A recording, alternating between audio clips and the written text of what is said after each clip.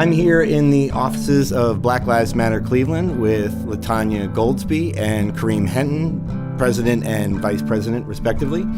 And I've been covering BLM Cleveland pretty much since I began my journalism career. My very first story was exposing a local organizer who was not credible, to put it mildly. And I didn't want to leave the reader with just anger and frustration.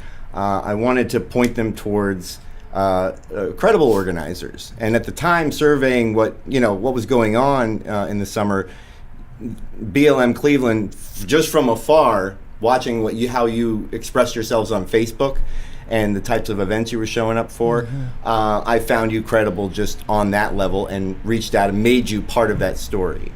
And so since then, I continue to cover closely, like when you're attending rallies, your 4th of July rally. And then it was about a month later that Kareem approached me about producing a video to help spread the word about the tragic killing of Luke Stewart in Euclid. And this was at the request of the Stewart family. And so that spiraled into the short form documentary series State of Injustice, which took on the ambitious task of looking at the over-policing and abuse Black residents have endured all over Euclid. And you can watch that at stateofinjustice.com. And the director of the series, Roger Glenn Hill, and I, very early on when we realized we wanted to make this more than just a little standalone report, that it was really appropriate to give BLM Cleveland executive producer credit.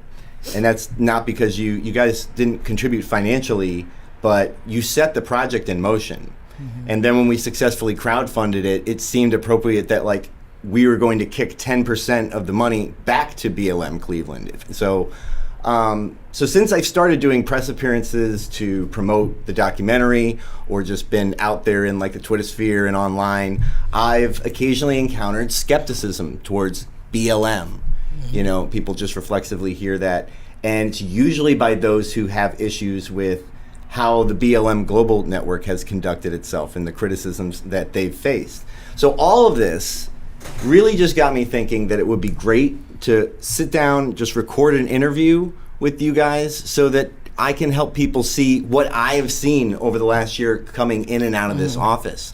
And every time I've come in here for a meeting to talk about the documentary or even setting up for this, we stalled. It took about an extra 2 hours, or not 2 hours. I had to set up, but then we had to delay things because what are you guys doing? You're taking calls from people, navigating the bail system. You're figuring out how to get money to victims' families. Yes. You are working with other organizers, planning actions, strategizing, figuring out where the political pressure points are. So, with all that prefaced, I just wanted to get into it with you guys, and why don't you take over here and just tell me the story of how BLM Cleveland started, how you came to this fight, and what brought you to where you are today. Yeah, that's a long story, right? Yeah. So for me, it was personal. My 12-year-old cousin Tamir Rice was killed by Cleveland police in 2014. And I had seen police brutality and what it looks like prior to, so I knew it existed. But to have it hit home, to hit our doorsteps, it was unbelievable. I just couldn't fathom how a 12-year-old kid could be shot down in the park within a second of police arriving to the scene. But it also motivated me to get off the couch and do something, to organize the community in a response to what we saw, which was inadequate policing. Literally activated you. Right? Literally, it did. It activated me. And here we are 6 years later, and we've done a lot to build the reputation of Black Lives Matter Cleveland. We've helped in so many ways with the issues that we see within our community. Well, so, for me, I was more so that person that, also just was activated or motivated to get off of the couch in light of what happened to Mir and in light of what happened to Timothy Russell and Melissa Williams, the 137 shots incident, where the city sponsored a disingenuous type of community engagement meeting to gather the feelings of residents and to try to take those and actually mend fences and to come up with solutions.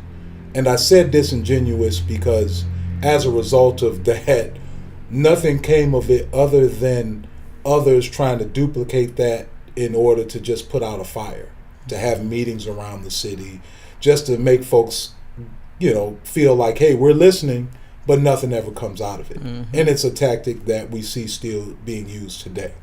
But it prompted me to come out and say some things. And I just felt that I was a party of one and I was not going to be effective as much as I would like to be. And so I reached out to mutual friends of ours that, were a part of the movement for Black Lives, that were a part of the movement. And they put us together. And, myself, LaTanya, Ryan Brown, we, that was it. We were inseparable. And, with the help of our very good friend, L. Hearns. And, it really was on and popping ever since then. And, we just found ourselves addressing those things, but we also found ourselves getting hit with that same question. Well, what about the things that happen within our community at the hands of people within our own community? And that's what made us,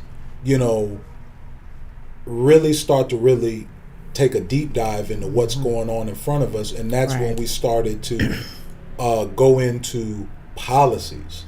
So not just policies evolved around policing, but policies that involved the condition, that perpetuated the condition, the causative factors that makes a person have these encounters with the criminal justice system, that makes a person have these encounters with law enforcement. So, so we're talking about everything from that initial 911 phone call that someone could be giving all the way to that judge. And so we find ourselves now immersed in every aspect of this. And heck, I'd even take it even more than, or even closer to the beginnings, or even further from what I stated as a beginning as far as that 911 phone call, but also just dealing with our youth.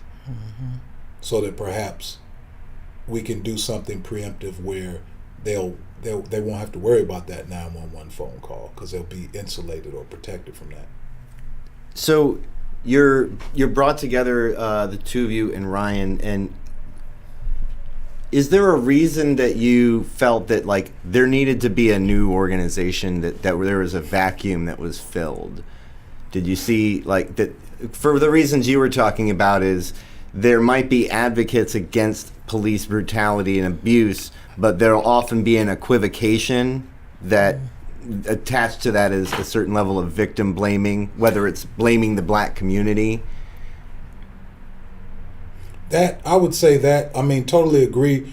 Well, you have to look at it sort of like how we look at politics, where the condition that you find yourself in, that happened under someone's watch.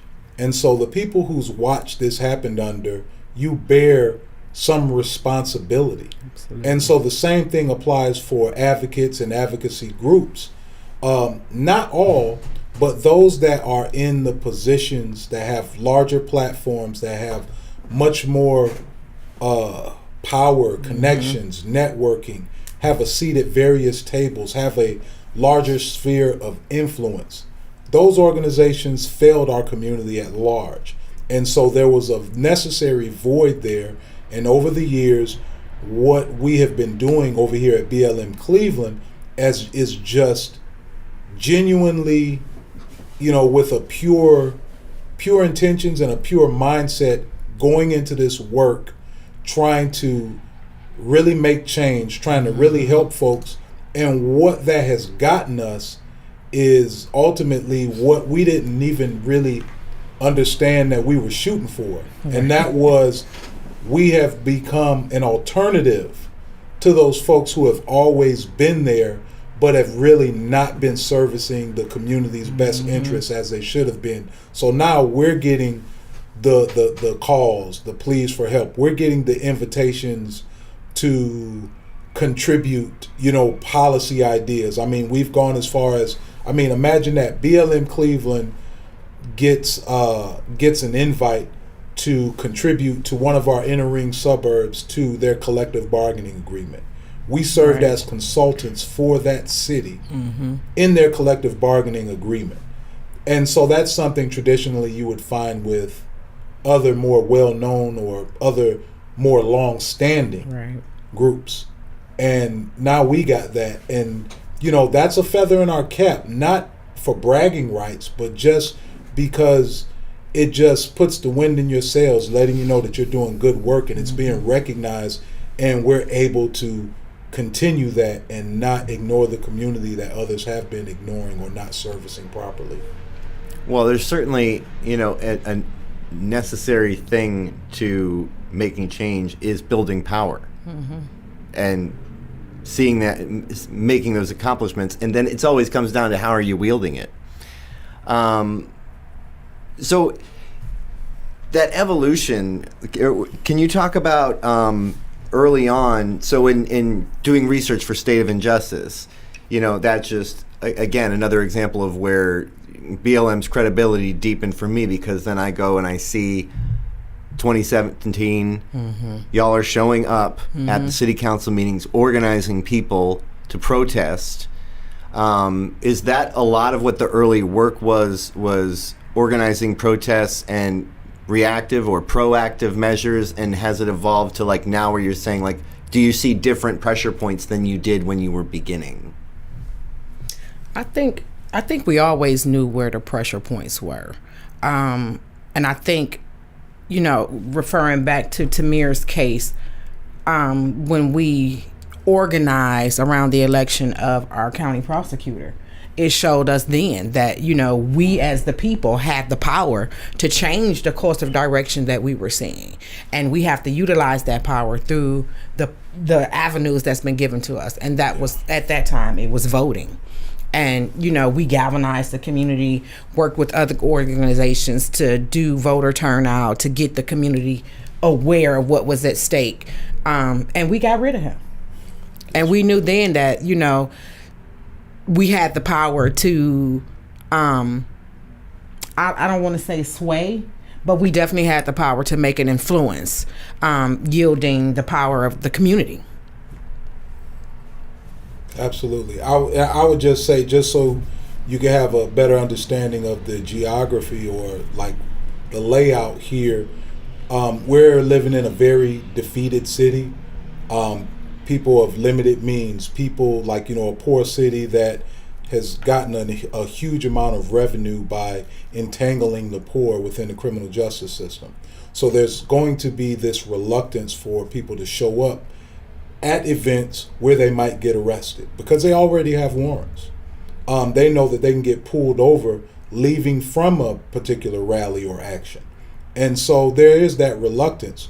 So sometimes you have to couple that approach of, a protest, a direct action, with doing the things, being a part of the electoral process and actually having, campaigns where we've helped certain people to become unelected. We had to do that because, we've seen enough times, and we see it enough times here where, folks show up to protest, but there's no or else. You know what I mean? And you have to have an or else. Otherwise, your protest just becomes a show, a song and dance, but with no repercussions. And with no repercussions, who's going to take you seriously? Right. Can you tell me about some of the families you've shown up for that don't get talked about outside of Cleveland? Yeah, so like I don't even know where to start. It's easier to say who gets attention. Right. Like Tamir, Tanisha, Yes. Timothy, and Melissa are the only ones we believe that folks really know about. Yeah. And then the rest of them, they don't know about. Mm-hmm. Like even with Desmond Franklin, it took a while for people to be like, this was an off-duty police officer. There has to be some form of accountability. What was the story of Desmond Franklin for those who don't know? Yeah, so Desmond Franklin was murdered by Cleveland police, an off-duty Cleveland police officer, in April of 2020. Jose Garcia, yes. There was supposed to have been bad host, some form of alleged altercation or verbal altercation between him and the off-duty officer. Now, mind you, this officer was not in uniform. He was not in a marked vehicle, so they didn't know if he was Jim, Joe, or Adam from off the street. There was no identification that this was a police officer. And from the dialogue that they had, I don't believe that they even knew. But he allegedly said some racist slurs to him. They responded back. He left the scene and then came back. And ultimately, Desmond Franklin was shot in the head and killed. He shot 6 times in the vehicle. There were passengers in the car. He wasn't concerned about pedestrians on the street. He was out to kill him, and that's what he did. Families like Vincent Belmonte, who is from East Cleveland, who was murdered by a problematic, to say the least, very problematic police officer, who has a history of misconduct. Has he been fired? Is he still on the force? I think he's still there. On the force. I think he's still on the force. They're keeping him off the street. And if anyone really wants a deep dive into the killing of Vincent Belmonte, that's the most recent piece I put out.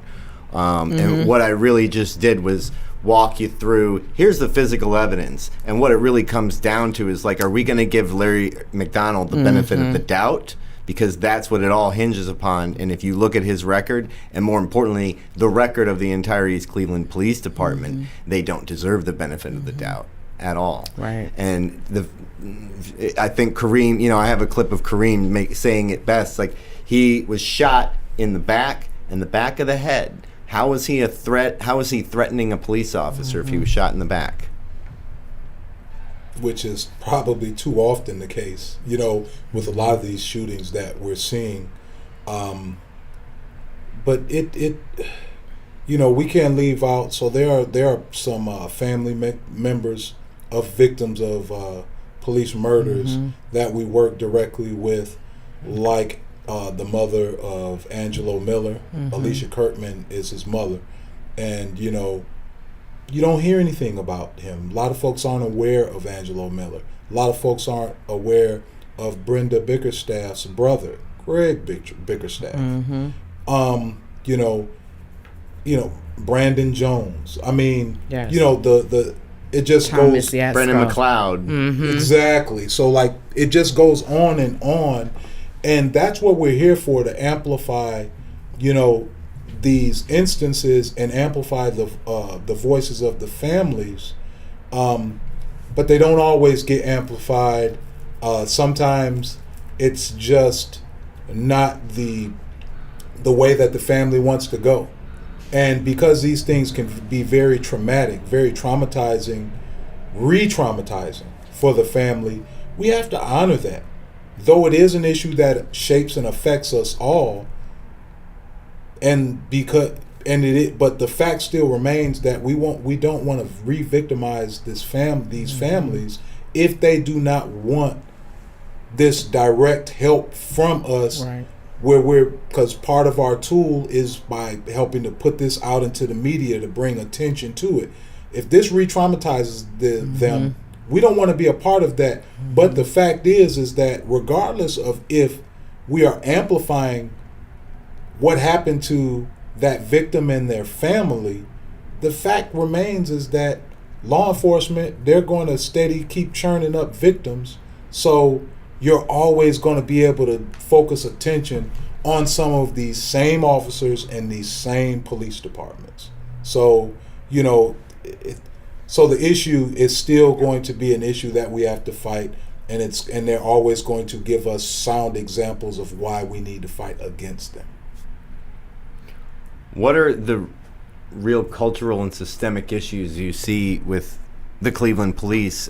You both attended yesterday. The Cleveland Police Commission held a presentation about the past 100 years of police reform in Cleveland, and it was really astounding that out of the gate, the fact they led with that I thought was shocking, and they said it in such a subtle little way, matter-of-factly, was that crime has historically pretty much always just been there, no matter how many police we have. But we really are dealing with problems with like a systemically bad culture in the police department. Can you talk about that? Absolutely. So, and that's what I realized too, hearing that information from that report, is that this has been historic. Like, this is a pattern of practice that they have shown for the past 100 years. And the need or the call or demand for reform was present even back then.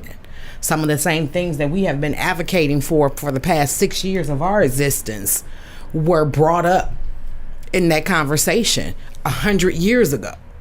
So for me, it seems like there's been no progress. I'm like, we're still stuck in that pattern of reform that has never really truly materialized, which is why we've been working so hard with these families to get the results that they need. Well, I think what that presentation really crystallized was how the maxim that if you don't know your history, you're doomed to repeat it, because they had a slide about here's all the things they keep trotting out and saying, we'll do this, and here's what always happens.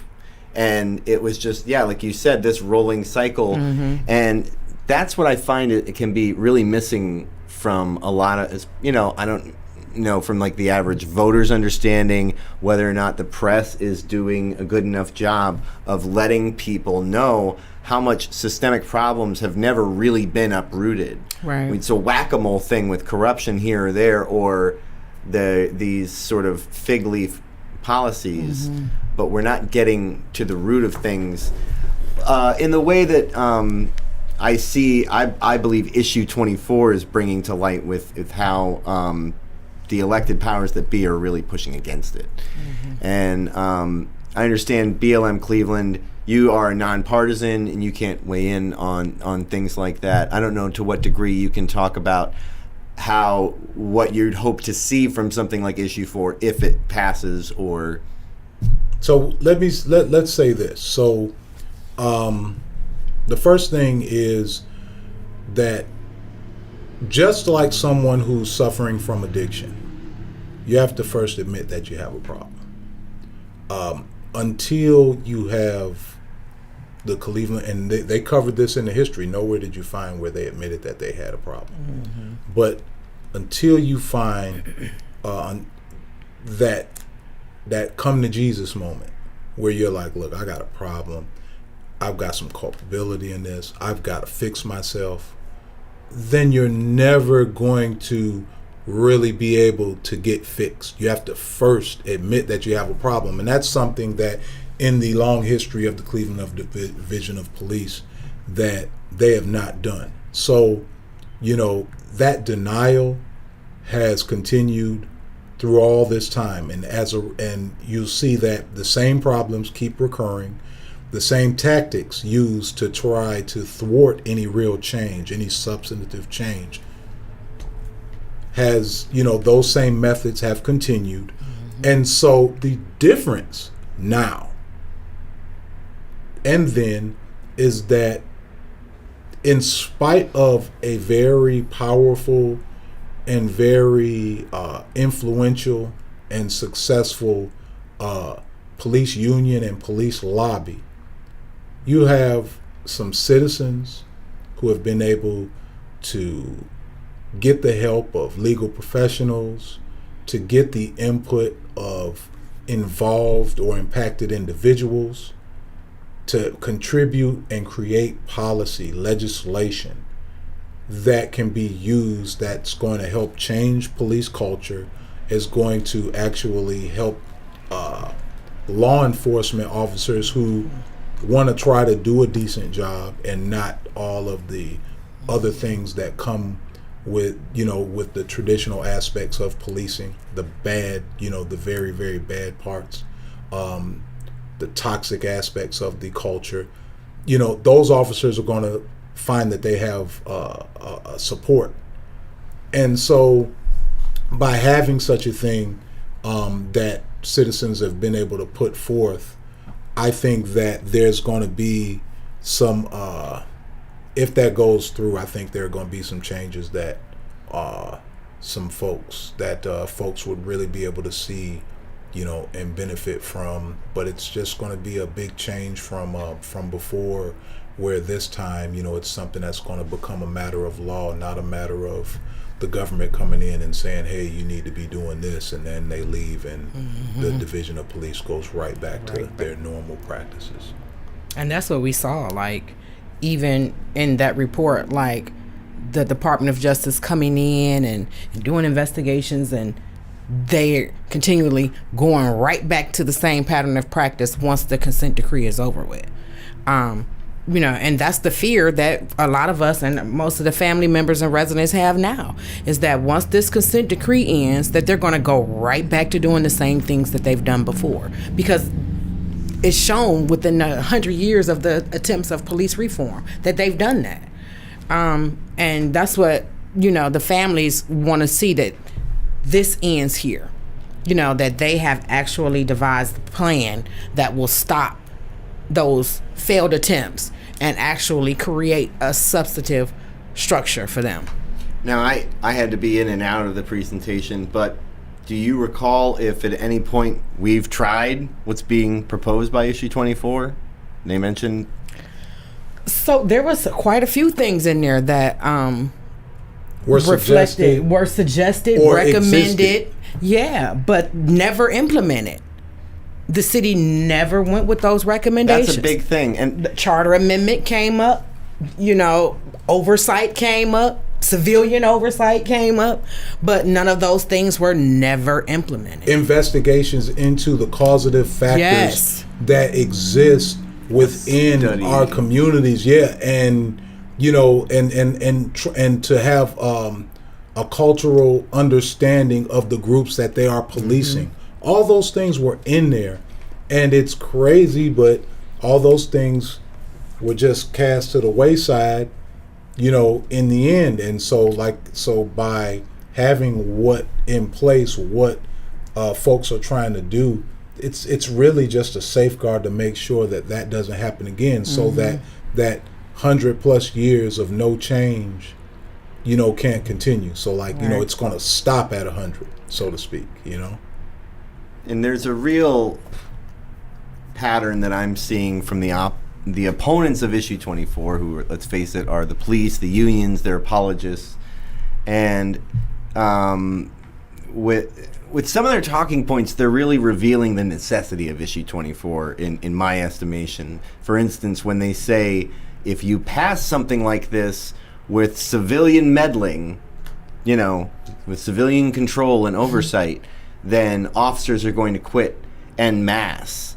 And every non-police officer person I've brought this up to, someone who's just not reflexively pro-police, right, can see that that's probably a good thing. That any officer who doesn't believe that they are beholden, that they are answerable to the people they're supposed to serve and protect, they shouldn't be wearing the uniform. Right. And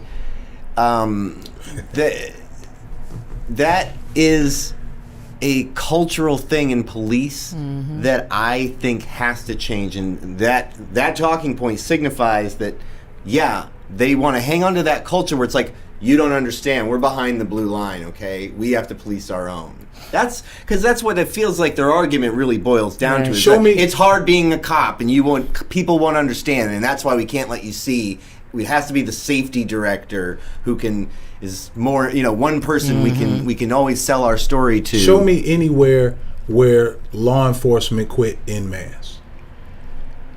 You understand what I'm saying? So now you can think about a recent incident where you had a number of officers quit because 2 officers were being prosecuted, and they were upset that these officers, and I think it might have been in Texas, good old state of Texas. But for the most part, to see an entire department quit, you haven't. You're not going to see that. Now, I've seen them get fired, like in Camden. But here's the thing. These officers are just like you. They're just like you. They're just like me. They got mortgages. They've got car payments to make. They've got kids in school. You think they're just going to up and quit a job? And it's going to be real hard for them to do a lateral transfer to another department that's close by, because a lot of these suburbs, these inner ring and some of the outer ring suburbs around Cleveland, they don't want Cleveland cops. They know they're problematic. Absolutely. So where are these cops going to go? That means they're going to have to go all the way out to places like Ashtabula to work. So imagine that commute all the way from the far west side of Cleveland around Cam's Corner, having to go all the way out to commute to Ashtabula to work. They don't want to do that. Or like Loman. He had to go all the way down to Bel Air to find a job. And even, before... This is Timothy Loman, Tamir Rice's killer. Correct. Yes. So, like, and then in the end, they wound up not employing him because they didn't want that smoke. But my point is just that they're not just going to walk away from a job. There's certainly the bluff aspect, but there's also the flip side of this, which I've now I've had confirmed by an ex-Cleveland police officer who I had a discussion with last night. I said to her, now, also, if Cleveland shows they're taking real steps to fix this department, to make sure that there's no place to hide for corruption, abuse, racism, or at least it's harder. Won't that signal to decent people who would not have considered working in Cleveland? Not to mention that there are officers in the police department, they might hate what they see around them, but how do they speak up without losing their job, possibly losing their life, or at least feeling like threatened?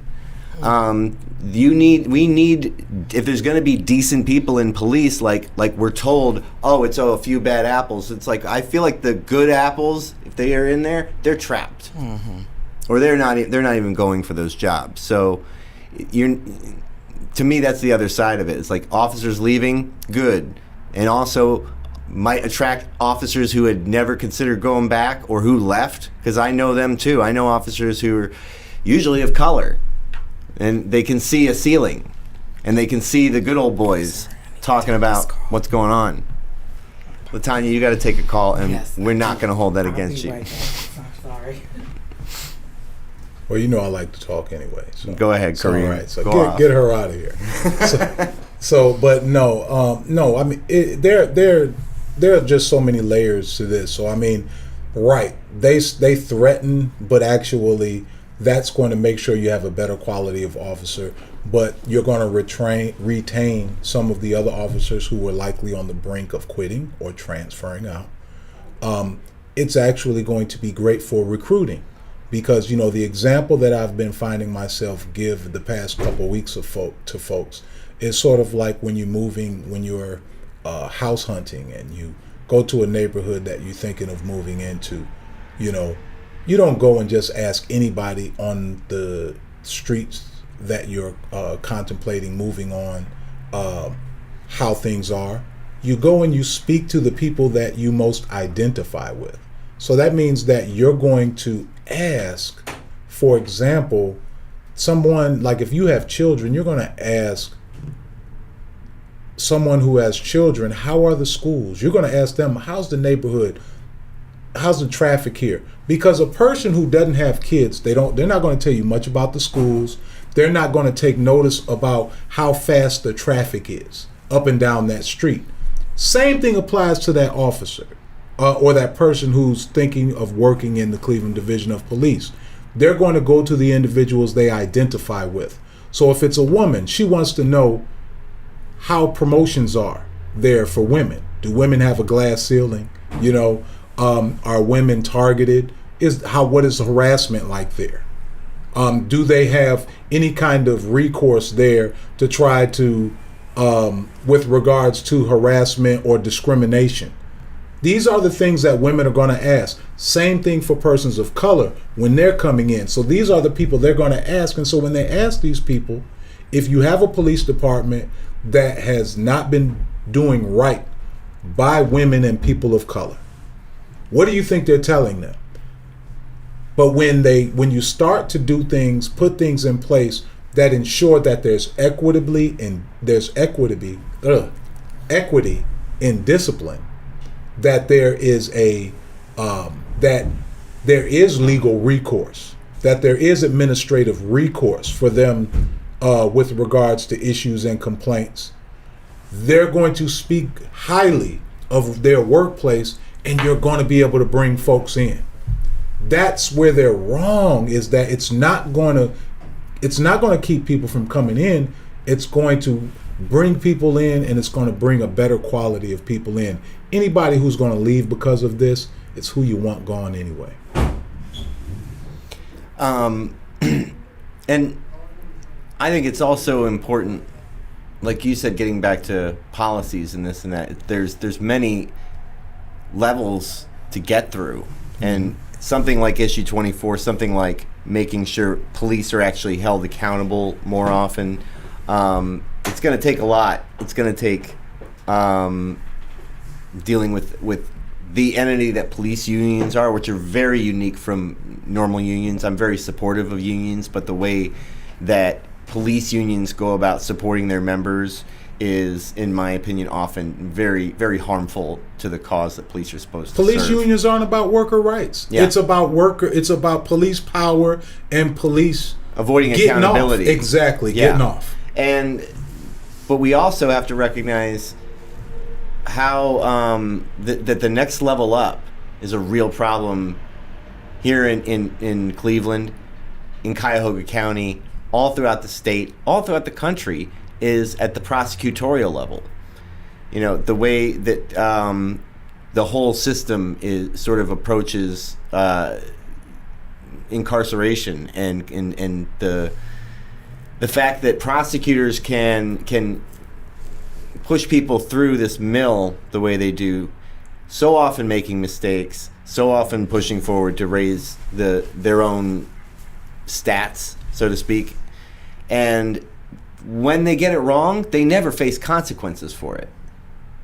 That's the next level of accountability we need to talk about more, is prosecutorial accountability, because it's one thing for the police officer in an arrest to go cross over a line and abuse someone, and we need to hold that accountable.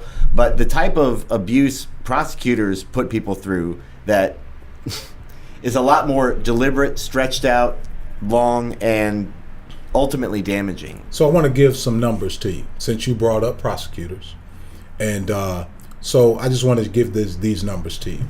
In 2020, you had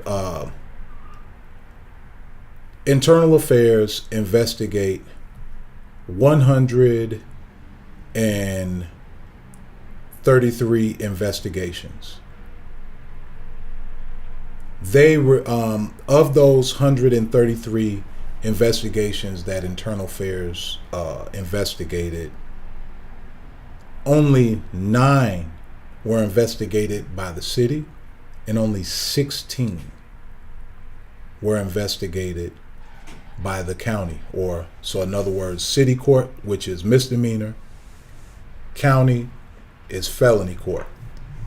So what's that? Do you think Internal Affairs does frivolous cases, that they refer frivolous cases to the prosecutor's office? No. So that, just when we bring up prosecutors, like, they're a real big part of this problem because they don't want to hold officers accountable, and this is something that's not getting better up under this so-called reform. It's actually getting worse because I'm just looking at, the numbers.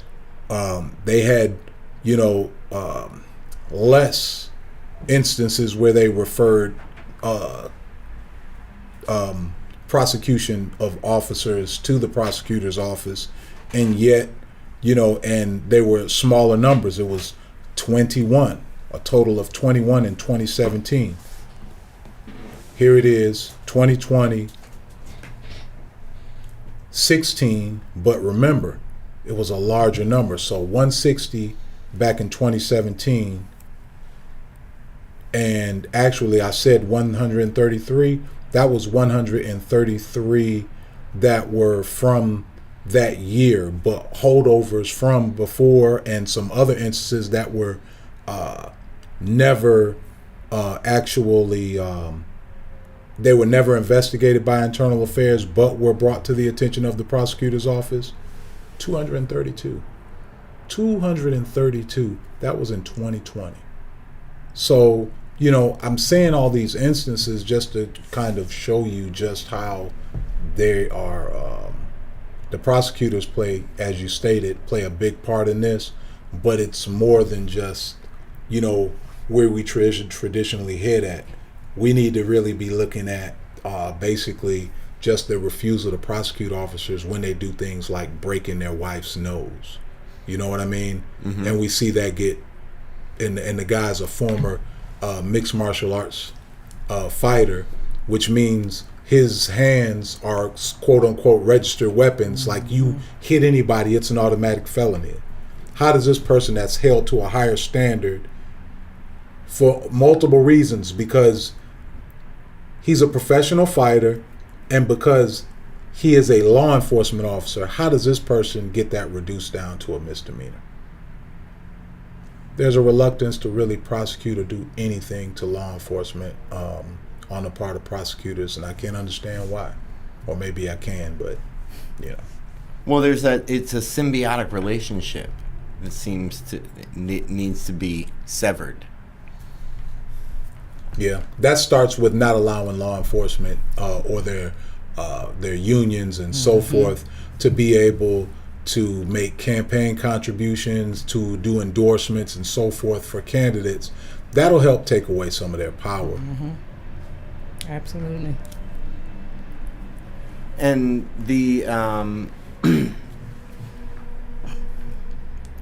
the fight that you're in, where do you wish you could get more people to pitch in? Where do you think, if you could get more people's heads to turn and look at a specific area and focus on that, what would that be? Where's the best place that you would want to tell people to put their frustration and their anger if they're in the area?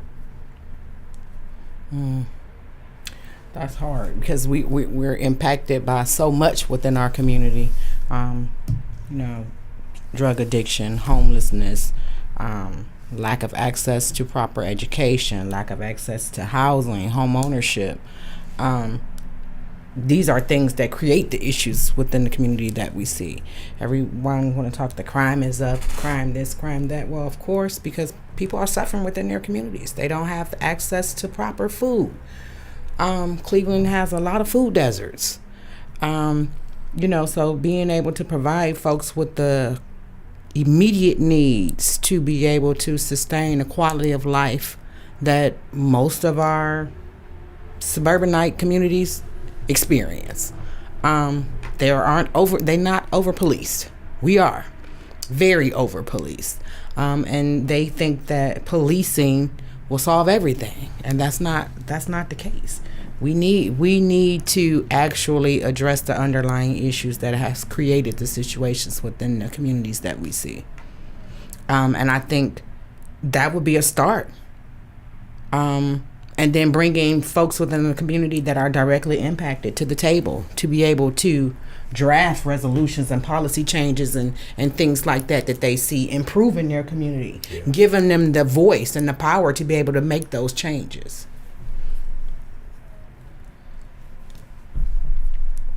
I'm with her. Oh, okay. I was waiting to see like if you were like, yeah, and I got something to drop. So, as you know, I pointed out in the beginning, you guys, BLM Cleveland is its own homegrown thing. And when people donate to BLM Cleveland, what happens with that money? It's being pushed back into the community. We help those clients that call upon us for assistance, whether it's helping somebody pay their rent or whether it's helping someone with a payment for utilities or groceries. It goes back into the community. And we're very adamant about that, making sure that we are helping those who are in need, directly impacted. There's so much bureaucratic tape on social services, or access to social service needs that people have to go through in order to apply for assistance. And most of the times, the need is so overwhelming that they can't wait for this application to be processed, or they can't wait for this supervisor to give clarification or approval. Like we had a young mom who needed, some rent assistance and wanted to get into a place. In fact, they needed a place. And, the fact is that, when you have children, do you want to keep your kids in this shelter, but you have to stay in this shelter a certain amount of time before you qualify for this housing? Mm-hmm. And she was lucky because she had children. So she would therefore get, placed further ahead on the list. But it still wasn't time enough. It wasn't quick enough because you don't want to keep your kids in those types of situations. Absolutely not. Then there's the person, or in our case, another young woman who we helped, who didn't have children. So which meant that she was at the back of the list and would have to continue to stay in this shelter, would continue to have to either leave your things there and have it at risk of being stolen, or constantly lug your belongings to and from the shelter as you go to work and go to class. You know what I mean? And so it's like, it's the way that, a lot of these services are really failing these people, and then you have organizations like ours trying to fill the cracks. Mm-hmm. And that's all we try to do. We can't help everybody in that way, but we just help, who we can when we come across them, if we're able to, if we've got the funds. Right. Because, we're here in an office, and we have to be in this office to be able to have meetings, to be able to come together and do the, write the policy. We have to have this location, and I hate to get into this part of it, but it's that to have that air of legitimacy. The folks who have been working with us as of late, I believe that it has a direct connection, since we've got a brick and mortar location that we rent, that we are inside of, because now it's like, oh, they've got a legit location, so therefore they view us as being legit. And so if us paying rent empowers us to now be able to really contribute to policy in the city and around the county, you know what I mean, to be able to give some change-making contributions, it's money well spent. Yeah, I definitely agree with that, because we hear the pushback from the city about outside influencers and outside agitators and things like that, which is really ridiculous, because the families, the people in the community have been advocating for change. They have been advocating for reform. They have been advocating for policies to hold folks accountable, and they haven't gotten it. And for folks to say, well, these are outside influencers. No, these are Cleveland residents. These are Cleveland voters. Let's not leave it vague. Let's you say folks. It's Mayor Frank Jackson this week referred to three the women we talked about, and yourself included, Samaria Rice, Brenda Bickerstaff, and Alicia Kirkman, all who have been out there in the front advocating for issue 24. And I just realized I went right into like issue 24, assuming everybody listening to this knows what it is.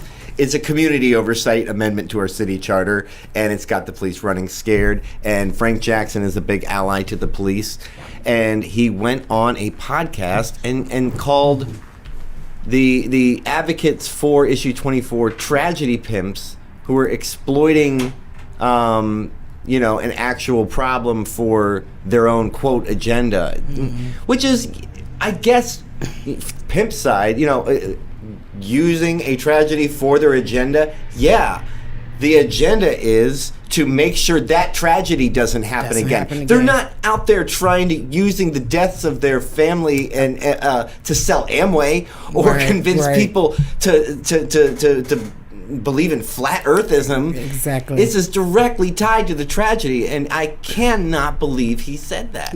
I mean, we were taken aback. We were so, it was just unbelievable that a city official, elected official, would use such distasteful words to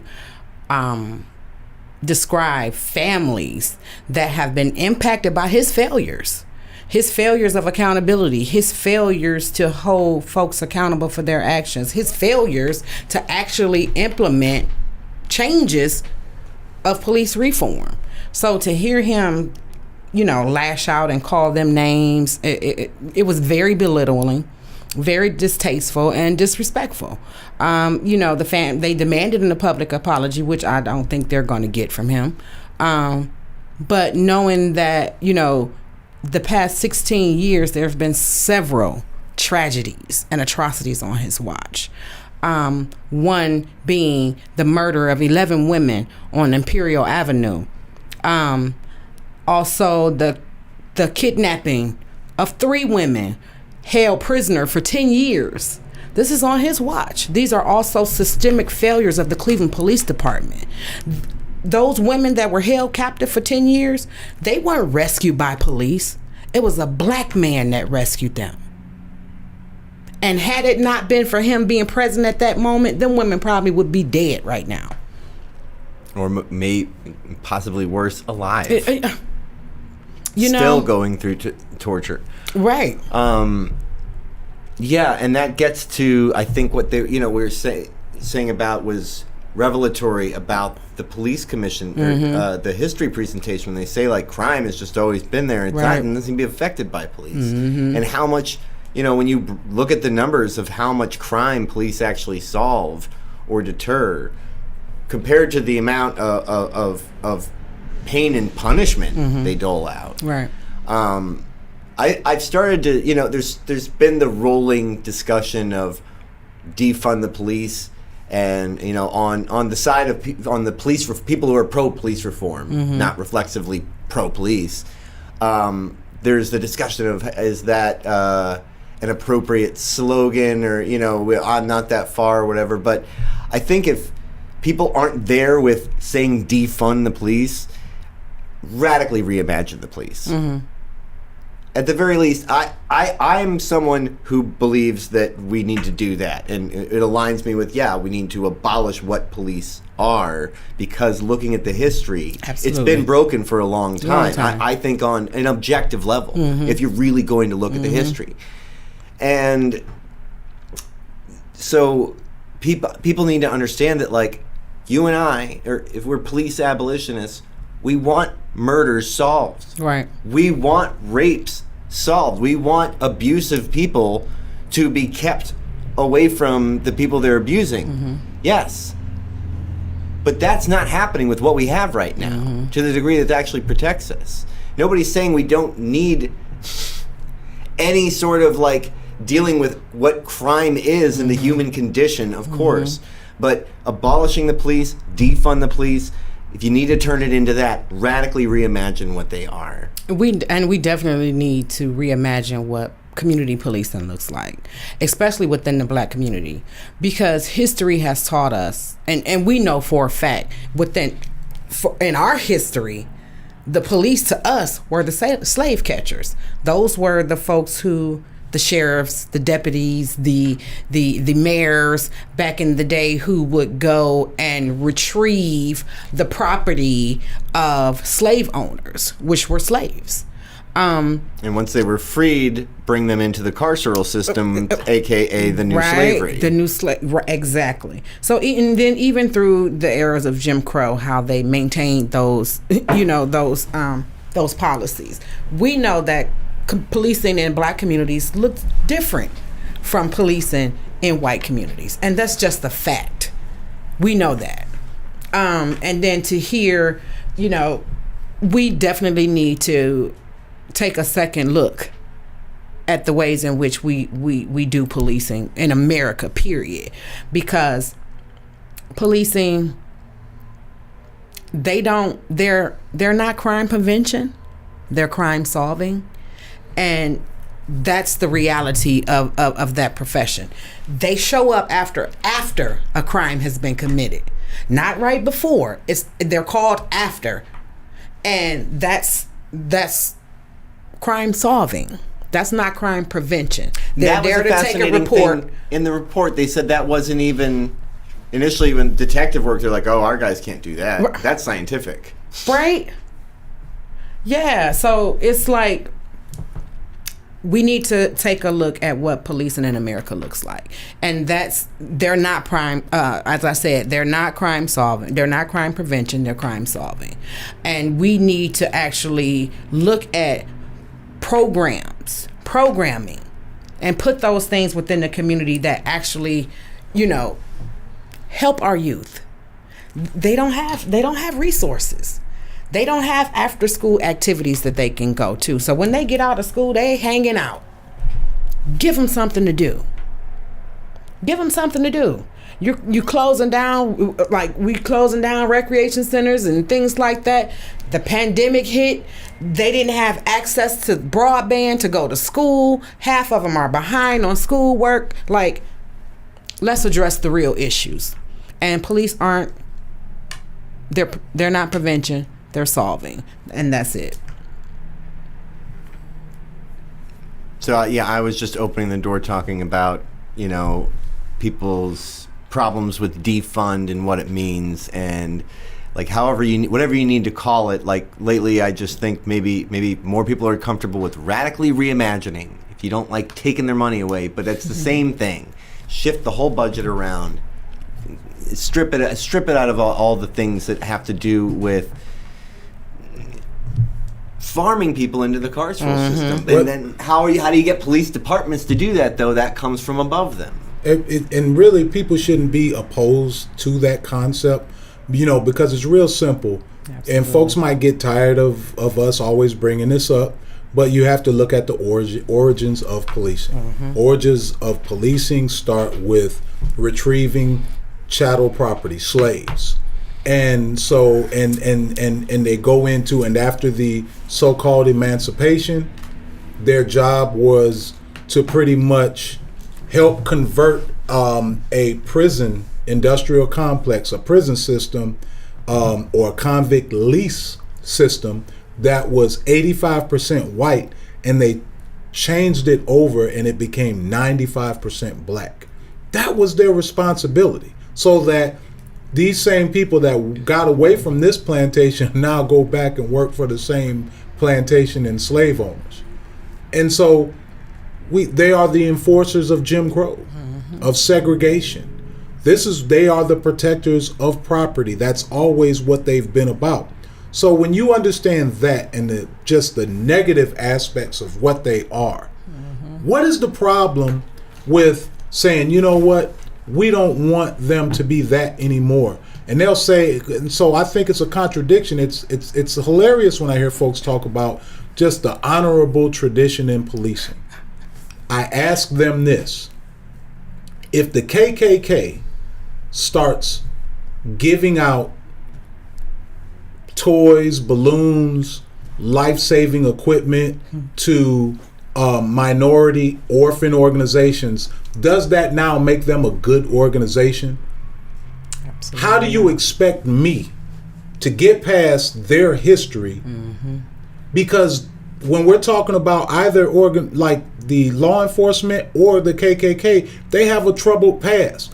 I cannot get past their past. So for you to try to shove them down my throat that like they're now good, I'm sorry. There's no way I'm ever going to look at the KKK as being good.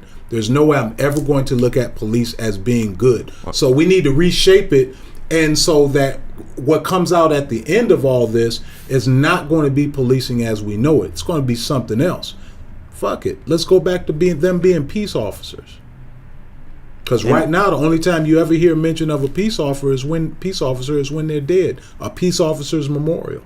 Well, and that was an interesting thing Mariah told me, was that the law was changed at some point where they're never referred to as police officers in the state law. They're only referred to as peace officers. And as you said, that's what they should be. But is there anything you want to leave the listener with as far as where the fight is going and what you'll be doing going forward from here? Wow.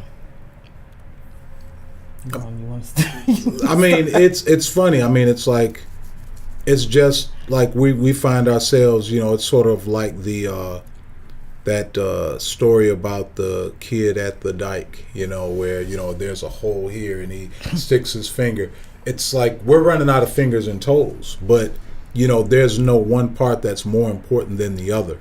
And so really for us, when you talk about where we're at, I mean, right now, folks are working on, of course, contributing, life-saving policy and legislative, recommendations, contributing to that.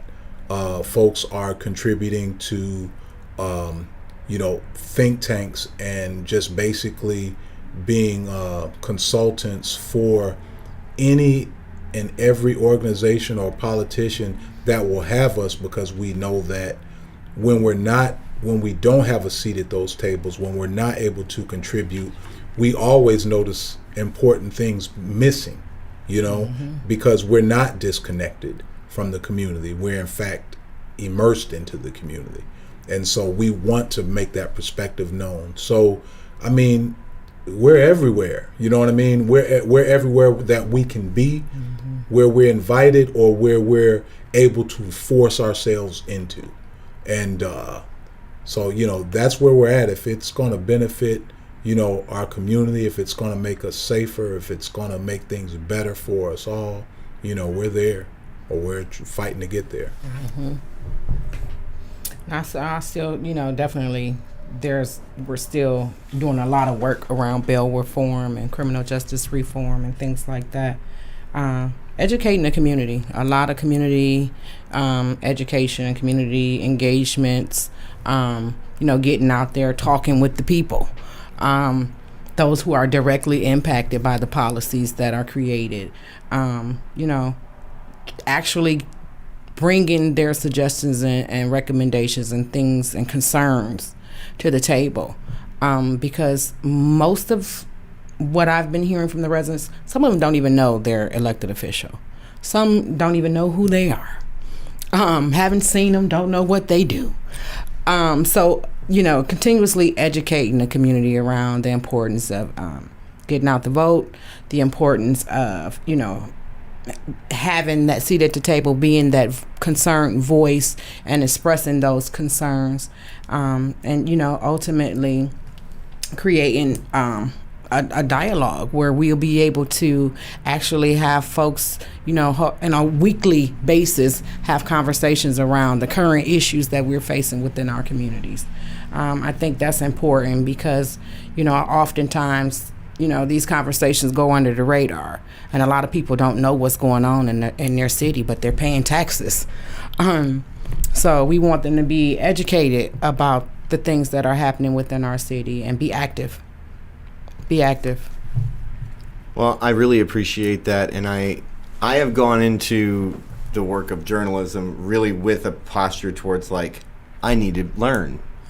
And you have been excellent teachers, just the kind of teaching where I'm just watching what you do, what you talk about, And I have the same approach that I feel like needs to happen as education on a certain level, because what I have learned in the last year about the deeper history of police as a general national phenomenon, but also here in this state, you talk about the KKK and police, there's a overlap of that in this region in northern Ohio. And there's a legacy to that. And that's why I will find it disturbing when I hear police chiefs like Scott Gardner in Euclid talk about how he's third generation police. Wow. So you probably heard some really awful stories from Grandpa.